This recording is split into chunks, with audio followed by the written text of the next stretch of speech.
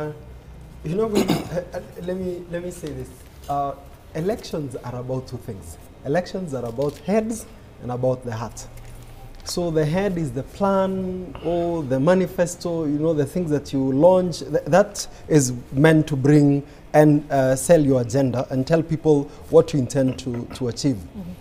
But for people to come out and vote, one of the things you have to do is to appeal to their hearts.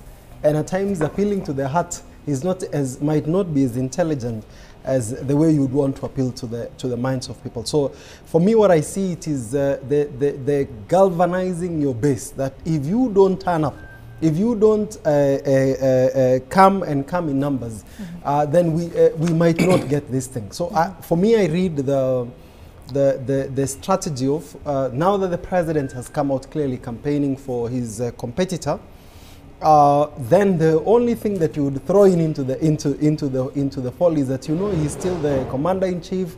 He can talk to the chiefs. So the people who can only stand on my side for me to get this thing, as Honorable Philippa said, is that turn out, come, let's vote. Let's show them that we are the people. So it is part of the campaign strategies.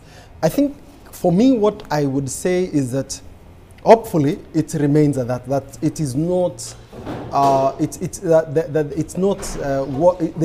there's nothing beyond the political campaigns that we should be concerned about, so that also Kenyans can exercise their democratic right, come and vote, and then that decision is what stands, because the will of the people is actually what even the constitution envisages, mm-hmm. because the power resides and rests with the people. I want to talk briefly about these specific allegations, and it's about, you know, the use of administrative, you know, units, you know, the provincial administration, the chiefs, assistant chiefs, DCs, and the rest of it.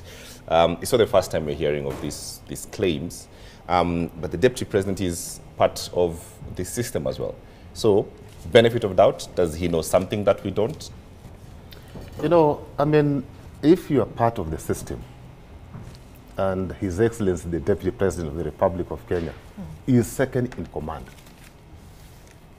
Unless he is now telling us that he doesn't sit in security meetings, he no longer attends cabinet meetings where all those decisions are taken, then maybe there's some a cause for alarm. Mm-hmm. But if he attends all those meetings where decisions are made, where plans to counter any negative effect to the forthcoming elections are planned and executed, then he has no cause to worry.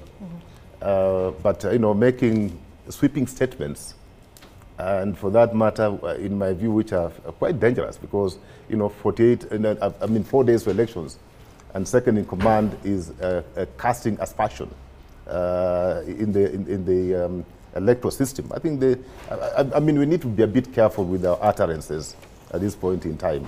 So I would urge my good friend, the Deputy President, to stay calm. He has done a good campaign. He has been campaigning for 4 years. And you know, if I were him, I would not panic.